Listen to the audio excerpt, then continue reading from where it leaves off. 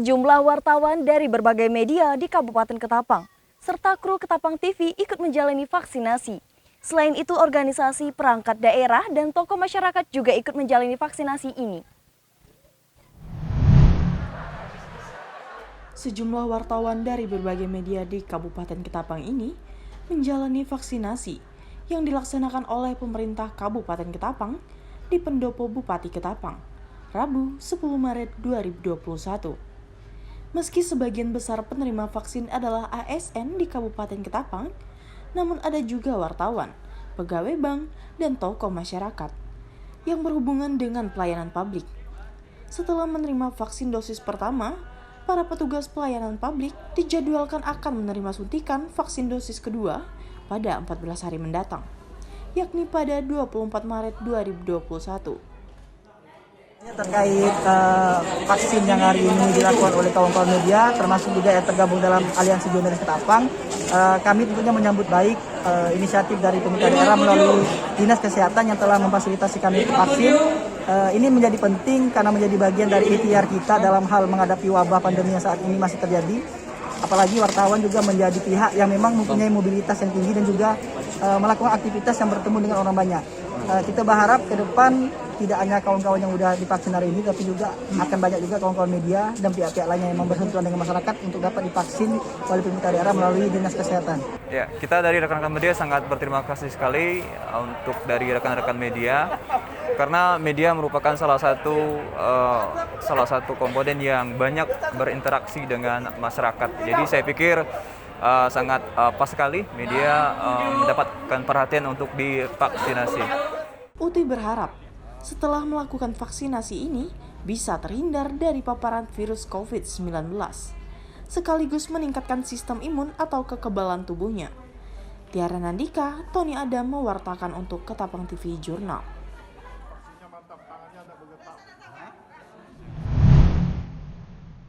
Teknik menanam secara hidroponik sedang menjadi tren saat ini, apalagi di tengah pandemi yang mengharuskan orang-orang berdiam di rumah. Tim Ketapang TV Jurnal berkesempatan mengunjungi 29 farm hidroponik Kabupaten Ketapang.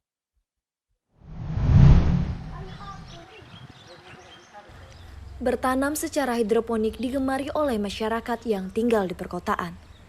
Ini dikarenakan sistem hidroponik tidak membutuhkan lahan yang luas. Bisa meletakkan tanaman hidroponik di atap rumah, menggantungnya di tembok, atau menaruhnya di halaman rumah. Salah satu sayuran hidroponik yang ada di Kabupaten Ketapang, 29 farm hidroponik, merupakan sayuran yang tumbuh dengan bantuan cairan yang mengandung mineral yang diperlukan agar bisa tumbuh. Sayuran hidroponik tidak membutuhkan tanah sebagai media tanam. Tim Ketapang TV Jurnal berkesempatan bertemu dengan owner 29 farm hidroponik Kabupaten Ketapang. Kami menanam hidroponik ini kalau tidak salah pada tanggal 29, makanya kami kasih nama 29. Dan ada cerita unik ketika kami ingin membenihkan bibit itu, kalau tidak salah ada 200 bibit, tapi yang tumbuh itu cuma 29 bibit. Maka dari terinspirasi kami kasih nama 29 hidroponik. Nah, untuk cara bagaimana sih menanam hidroponik ini, tentunya ini memerlukan keuletan. Dan ini pun saya pikir tidak begitu sulit karena kita dan semua alat hidroponik ini ada dijual di toko-toko tani yang berada di Kabupaten Ketapang. Ya. Contohnya kami biasanya kan kayak rock wool nih, ada yang kayak rock wool, kayak roti gitulah. Nanti kita iris-iris kecil-kecil baru kita letakkan bibit-bibitnya satu persatu. Setelah 14 hari baru kita pindah ke lubang tanam ini. Ini kami namakan sistem rakit apung. Ya, kalau boleh tahu kenapa sih kepikiran untuk melakukan penanaman sayur dengan cara hidroponik, Pak? Ya, tentunya kami berpikir seperti ini karena untuk mengkonsumsi sayuran di Kabupaten Ketapang yang ada itu kalau tidak salah ini adanya di Sungai Cina di Mulia Baru. Nah, kami berpikir kenapa ini tidak kita tanam secara hidroponik. Jadi penanaman hidroponik ini kita tidak begitu capek karena penanaman itu cukup simpel. Beda artinya kita menanam secara konvensional. Ya, untuk penjualannya Pak gimana nih Pak? Untuk sementara kami ada yang on the spot ke sini dan ada juga lewat media kami. Dan sementara cuma itu karena kita pun masih baru 3 bulan. 3 bulan panen lah, 3 kali panen. Untuk harga-harganya Pak? Untuk harga kita kadang variatif lah. Karena kita kalau patok harga untuk di lingkungan kami, untuk masyarakat kami pun belum mengerti apa sih hidroponik. Palingan kami kadangnya jualnya daerah pasar sana. Orang yang betul-betul sudah mengerti dengan sayur hidroponik. Dan kami menjual di atas biasanya 40.000 per kilo. Iya, jenis-jenis yang ditanam ini apa aja Pak, selain mungkin sawi kana atau sawi apa-apa? Mohon dijelaskan. Sementara kami membudayakan seperti pakcoy atau familiarnya untuk Kabupaten Ketapang ini disebut dengan sawi sendok dan selada air, selada merah, juga kakna, sawi keriting dan sawi bakso. Ya, terakhir nih, apa harapan Bapak dengan pemerintah dengan adanya tanaman-tanaman seperti ini, Pak? Tentunya kami berpikir begini, dengan berhidroponik, bukan kita artinya yang konvensional tidak bagus, tidak. Hidroponik ini kan budidayanya secara sistematis dan ini sangat menguntungkan juga karena hidroponik ini tanaman yang pertama sehat, bebas pestisida, dan baiklah untuk konsumsi untuk tubuh kita. Dan harapan kami kepada pemerintah daerah tentunya agar lebih perhatianlah dengan seperti ini. Karena kami untuk membangun ini kami berdikari sendiri, berdua dengan adik sepupu saya. Yang terakhir saya ingin mengucapkan pertama terima kasih kepada Ketapang TV yang sudah menyempatkan diri untuk datang ke tempat kami ke 29 Hidroponik.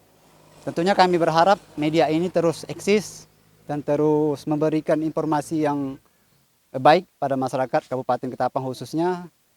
Untuk semua masyarakat Kabupaten Ketapang, like, komen, subscribe yang tentunya. Terima kasih. Keuntungan menanam tanaman secara hidroponik yakni kualitasnya yang lebih baik, bebas pestisida, bisa ditanam di mana saja, nutrisi dan lingkungan tempat tumbuh bisa dikontrol, lebih sedikit memerlukan air dan lebih cepat dipanen. Dari Kabupaten Ketapang, Dita Oktari Mauludea, Uti Pratama Yuda mewartakan untuk Ketapang TV Jurnal.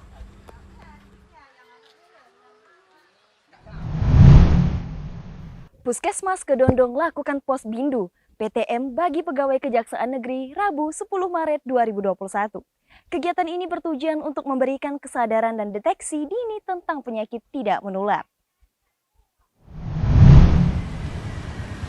Pos Bindu PTM atau Pos Pembinaan Terpadu Penyakit Tidak Menular yang dilaksanakan oleh Puskesmas Kedondong merupakan kegiatan yang bertujuan untuk memeriksa penyakit tidak menular dan sebagai deteksi dini bagi para pegawai di instansi-instansi yang masuk cakupan Puskesmas Kedondong.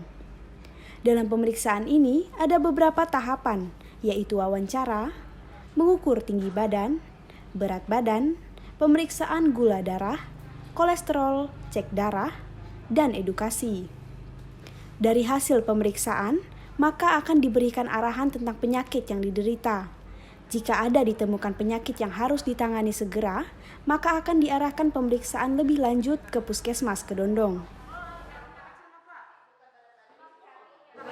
Kita sedang mengadakan kegiatan Pos Bindu PTM. Pos Bindu PTM itu singkatan dari Pos Pembinaan Terpadu Penyakit Tidak Menular. Nah, kita melakukan kegiatan ini di instansi-instansi, di RT-RT, pokoknya di seluruh cakupan wilayah Puskesmas Kedondong. Pada hari ini Di Kejaksaan, ya. Untuk pemeriksaan ini berapa orang? Apakah semua pegawai? Biasa kita turun 5 orang. Yang maksudnya sasarannya. Sasarannya itu seluruh pegawai. Seluruh pegawai yang ada. Tahapan-tahapannya apa saja yang dicek?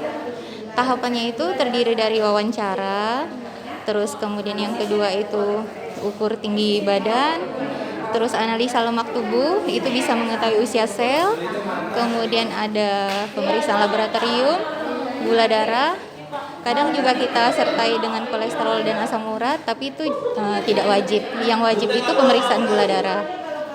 Yang terakhir edukasi. Biasa kita juga bawa dokter, bawa petugas gizi.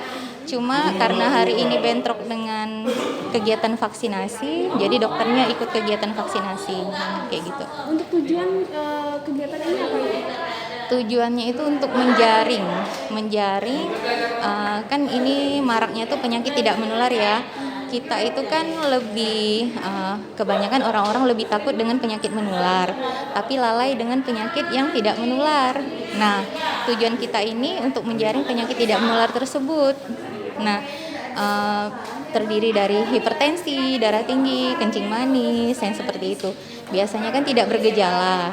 Dan orang-orang yang kerja bersama masyarakat, mereka itu biasanya nunggu sakit, nunggu ada keluhan baru ke puskesmas, kan seperti itu. Tujuan kegiatan kita ini kan mendatangi mereka yang lagi kerja, kita cek, siapa tahu memang ada yang udah menderita darah tinggi, kencing manis tapi tidak tahu, kayak gitu kan. Jadi ketahuan nanti dari hasil pemeriksaan. Nah, kalau misalnya nanti dari hasil pemeriksaan itu ada yang kita dapatkan, mereka darahnya tinggi, terus gulanya tinggi, kita rujuk ke puskesmas, kayak gitu. Kita memang bukan pengobatan ya ini ya, tapi pemeriksaan, screening. Kayak gitu. Kalau yang ada ketemu penyakitnya baru dirujuk dirujuk ke puskesmas, kayak gitu. Dengan pemeriksaan ini, diharapkan para pegawai juga waspada dengan penyakit tidak menular yang diderita, agar bisa melakukan pengobatan dini terhadap suatu penyakit. Paulina Piling, M. Naufal melaporkan untuk Ketapang TV Jurnal.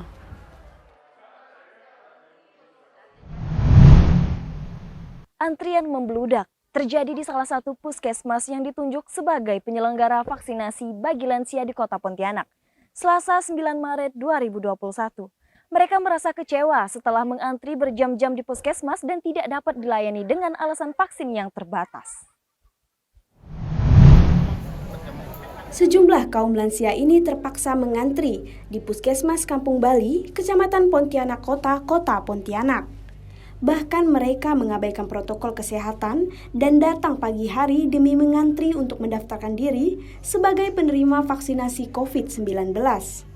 Namun, apa yang diharapkan para lansia ini tidak seperti yang diinginkan. Mereka kecewa karena saat mendaftarkan diri, pendaftaran sudah penuh dan vaksin yang terbatas. Bahkan, beberapa dari mereka terpaksa harus pulang kembali ke rumah. Para lansia ini juga mengaku minim menerima informasi terkait prosedur pendaftaran vaksinasi. Kan udah daftar, dia bilang Sabtu datang. Saya Sabtu datang, dia bilang ya terdaftar. Suruh Senin datang, sekarang nggak bisa lagi. Udah berapa hari? Udah berapa hari daftar kemarin? Saya kemarinnya hari Kamis, saya daftarkan, disuruh hari Sabtu datang. Saya Sabtu datang kan, dan nunggu-nunggu dipanggil nama saya. Dia bilang nggak terdaftar. Saya udah lihat dia terdaftar dalam udah ditulis, tapi dia bilang nggak ada. Ya udah, sekarang nggak bisa katanya. Oke, sip. Jadi mau kemana nih? Nggak tahu mau kemana. Bingung mau vaksin di mana? Nggak tahu. Di mana? Sementara itu, pihak Puskesmas Kampung Bali menyatakan sistem pemberian vaksin bagi lansia sudah didrop ke perwilayah kerja Puskesmas untuk menghindari antrian dan kerumunan warga.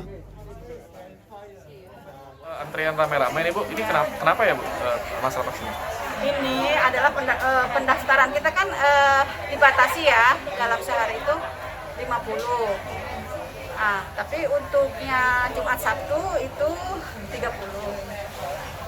Karena ini mungkin informasinya mungkin ada yang belum paham atau dari mulut ke mulut, mereka banyak yang mau daftar ke Puskesmas Kampung Bali, padahal sudah diarahkan sasaran Puskesmas Kampung Bali itu hanya 3 kelurahan, karena dropping vaksin kan memang sesuai sasaran lansia yang Kampung Bali. Nah, saya kan bahwa untuk yang di luar wilayah Bina Kampung Bali kembali ke domisilinya masing-masing wilayah puskesmasnya, supaya tidak terjadi kerumunan, dan di sana pun puskesmas sama pelayanannya. Dropping vaksinnya pun sudah di puskesmasnya. Disebar ke puskesmas masing-masing. Iya, wilayah. Terbatas kah vaksin kita?